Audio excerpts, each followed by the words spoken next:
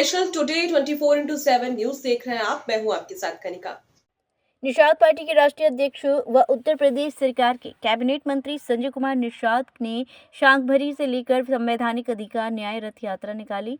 सहारनपुर को होते हुए मुजफ्फरनगर व शामली, बड़ौद, बागपत, खेकड़ा से हुए ट्रोनिका सिटी के बाद कैबिनेट मंत्री अपने काफिले के साथ ग्राम टीला शाहबाजपुर में करीब 4 बजे पहुंचे। उसके बाद वहां मौजूद हजारों की संख्या में लोगों को संबोधित किया और विपक्ष पर जमकर बरसे। कैबिनेट मंत्री ने कहा, मायावती की सरकार आई आपकी वोट को लेकर, उसके बदले में आपको कुछ नहीं दिया और फिर समाजवादी पार्टी ने आपको झूठा आश्वासन देकर आपकी वोट को लेकर अपनी सरकार बनाई। निषाद व गुर्जर समाज के लिए कोई काम नहीं किया। उसी को लेकर कैबिनेट मंत्री ने निषाद समाज व गुर्जर समाज के लोगों से अपील की कि आप अपनी वोट किसी अन्य पार्टी को मत देना, केवल निषाद पार्टी को ही अपनी वोट देकर अपने हाथों को मजबूत करो। देश की आज़ादी में निषाद समाज व गुर्जर समाज के लोगों का बड़ा योगदान रहा है।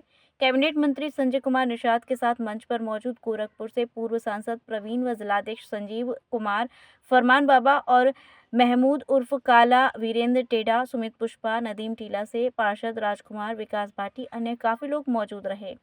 वहीं बात की जाए कैबिनेट मंत्री संजय कुमार निषाद के काफिले में 50 से 60 गाड़ियां मौजूद रहीं।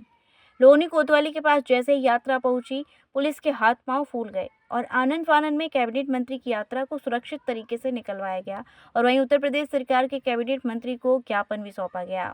लोनी के ग्राम टीला शाहबाजपुर में संजय कुमार निषाद कैबिनेट मंत्री उत्तर प्रदेश सरकार ने निकाली संवैधानिक अधिकार न्याय रथ यात्रा के दौरान मेट्रो संघर्ष समिति संयोजक विनोद कुमार, एडवोकेट और सह संयोजक हाजी सरफराज अहमद के नेतृत्व में शिव बिहार मेट्रो स्टेशन से लेकर मंडोला बिहार गाजियाबाद की सीमा तक मेट्रो चलाने को लेकर ज्ञापन सौंपा, जिसमें मांग की गई कि लोनी की सीमा से सटे शिव बिहार तक मेट्रो लाइन चालू है।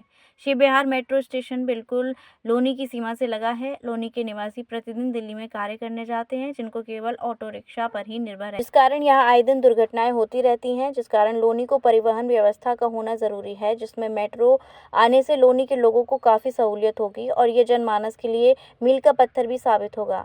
शिव बिहार मेट्रो स्टेशन से मंडोला बिहार गाजियाबाद जनपद की सीमा तक मेट्रो लाइन विस्तार होना अति आवश्यक है। माननीय मंत्री ने मेट्रो संघर्ष समिति को आश्वासन दिया कि आपकी बात कैबिनेट मीटिंग में मेरे द्वारा जरूर रखी जाएगी। अधिकार यात्रा लेकर संवैधानिक अधिकार यात्रा क्या कहेंगे? संविधान में बहुत अधिकार दिए गए हैं। उसमें सबसे बड़ा जो अधिकार वोट डालने का, वोट डालने का अधिकार है। वोट डालकर अपनी मूलभूत सुविधाएं प्राप्त करने का अधिकार है। कमजोरों को सबल बनने का अधिकार है और बड़े लोगों को, मजबूत लोगों को, कमजोर लोगों को मदद करने का अधिकार है। इसलिए लोग टैक्स देते हैं। सर, आज आप उत्तर प्रदेश सरकार में मंत्री और उत्तर प्रदेश के सहारनपुर से आपने संवैधानिक अधिकार यात्रा शुरू की, कारण क्या है कि आपने सहारनपुर को चुना? देखिए, एक मछुआ समुदाय जो आबादी 18% है, गुर्जर समुदाय है जो राजा भोज का जो वंशज है, ये निषाद राज का वंशज है, राष्ट्रवादी लोग हैं। पहले हाईवे नहीं था, सड़कें थी, उसके आधार पर इन लोगों ने अंग्रेजों को मारकर भगाया है। अंग्रेजों ने इन्हें क्रिमिनल कास्ट घोषित किया है। इन्होंने देश को आज़ाद कराने के लिए लड़ाइयाँ लड़ी हैं। अंग्रेजों ने इन्हें कानून बनाकर उजाड़ा, criminal tribes act inquiry committee 1949-50। उसमें 578 जातियाँ हैं जिनको 74 प्रकार की व्यवस्था देकर विकास की मुख्यधारा लाने में व्यवस्था की गई। सर, अब लगभग 200 विधानसभाएं घूम चुके हैं अब तक। नहीं, आपकी यात्रा अभी तक जारी है। हमने लगभग अभी 62 जिलों में बैठकें की हैं कार्यकर्ताओं और उनकी डिमांड पर कि भाई हम लोग 200 विधानसभाएं ऐसी हैं कि जिसमें निषाद माहौल है, जिसमें हम लगभग 50,000 से 1 लाख वोट दे रहे हैं।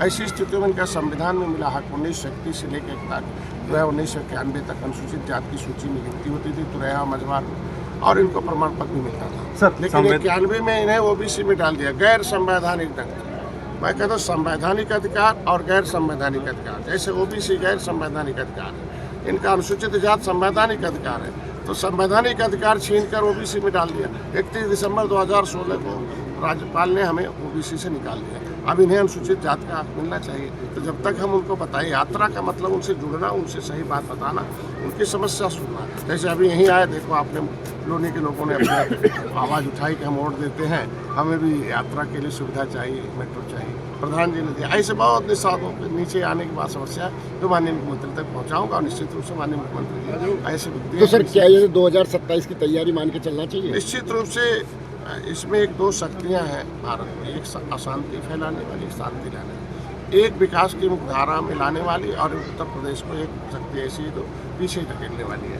तो पीछे ढकेलने वाली जो शक्तियां उन्हें हटाना है और विकास की मुख्यधारा में लाने वाली जो पार्टी है उसके साथ रहकर। सर 2027 में क्या आपकी पार्टी भी चुनाव यहाँ से लड़ेगी? निश्चित रूप से दोनों जैसे विधानसभा में हमारा 60-70 हज़ार के आसपास कश्यप और कश्यप रहते हैं, गुर्जर, इनकी दोनों की समस्या एक ही है।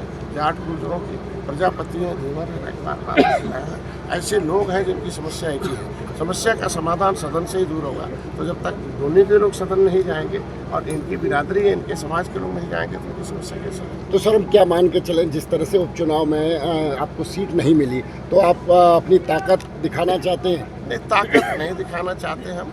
हमारे लोग ऐसे ही ताकतवर हैं, मार्शल कौम है, अंग्रेजों ने बोल रखा है, वोट देने का अधिकार है।